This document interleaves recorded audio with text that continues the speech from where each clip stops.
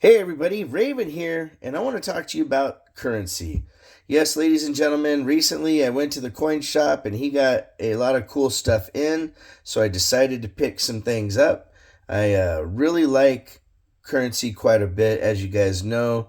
I've kind of gone back and forth over the years collecting it, but as of late, I've been really enjoying it again. And, I know that people in the nest they have a demand for currency, so I figured I'd pick some stuff up.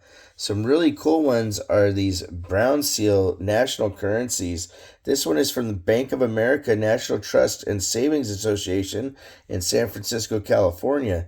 Now these are from 1929 and they're really cool. A lot of these people that collect these they call them brown seal or national currencies.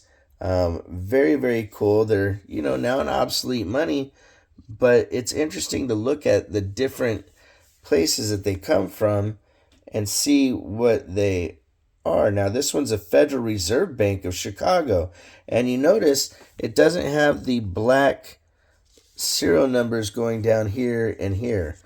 That's because that one is from a Federal Reserve Bank, but these other ones are from local banks or local companies in that area. This one here was the Corn Exchange National Bank and Trust of Philadelphia. And these are in really nice condition. Very cool. They do have like this here has a little bit of staining right here on the building, but for the most part, there's no major issues with this. It was folded at one time. You can see that right there in the center. And that's one of the things about currency that I want to teach you guys about, that there are tricks that people use to get rid of these folds. That's why this fold isn't as obvious to an untrained eye. So if you're looking at this, you can see a little discoloration coming up through his coat, jacket, and everything. Now, it doesn't really hurt the bill so much for grading because you can have four major folds and still be a highly graded note, but it does take away from eye appeal, especially when you start getting into these notes and you're collecting them more frequently, and something to look out for. There's ways that people soak them in solutions and they'll iron them. There's all sorts of little tricks that they do. So a couple of these notes, even though they're nice, you'll see there's some wrinkliness to them because at some point somebody's kind of done something with them. But hey, they're still really cool. They're still really valuable. This one here, this is the funny back or the fancy back. I really like this one. This one's in great condition. Matter of fact, that's probably, a good high grade choice uncirculated. Probably minimum you're going to see is, like a 62. It could be higher, it could be less. Depends again on who's grading it, because we all know grading is very subjective.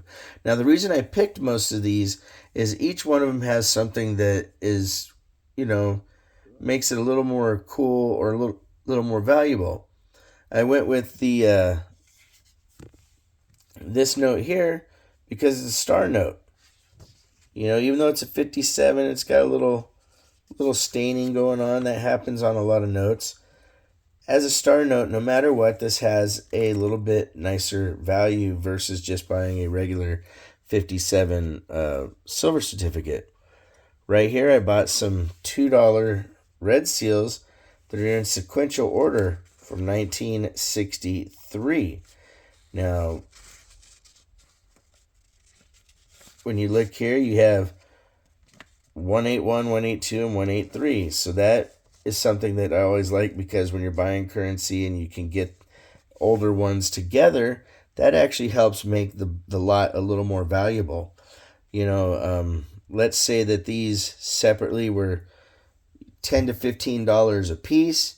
Well, now that you have them in sequence, they're more like 20 to 25 each as a group. So, instead of being 30 to 45 bucks, now you're about 65 to $75 for that group. This here is a Hawaii note, and this is occupational currency.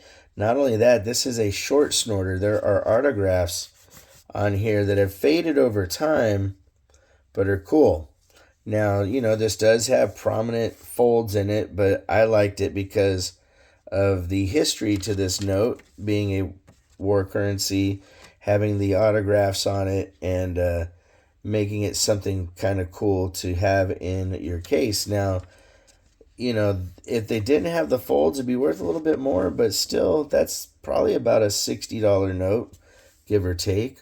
Sorry if I don't quote every single note price on here. I'm just kind of talking about this stuff in general.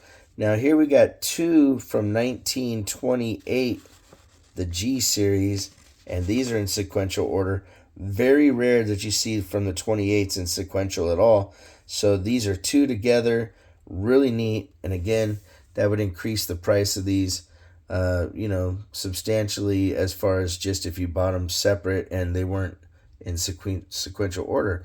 I have three more of the $2 red seals right here from 1928, but unfortunately, they're not in the same sequence. Now, this one here is really close to that in sense of, it starts off at 176, but then it's 26, and this is 56. So that at first, when I first saw it, I saw that 176. I thought, oh, wow, I might get a third one in a row. But nope, no go.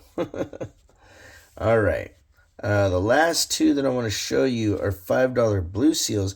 You know what? Before I get into that, a lot of you might not know this, but these red seals are made when the U.S. ran out of silver and they still needed to print money back in the day.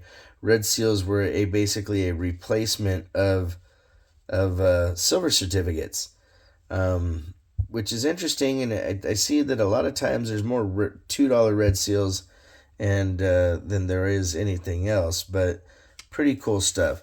Next item up, we have a 1953 star note. This one is very nice, $5. Now, in this condition, we're probably looking at extra fine to, maybe a little bit better than that now that I'm looking at it closer. But I would still say at least AU.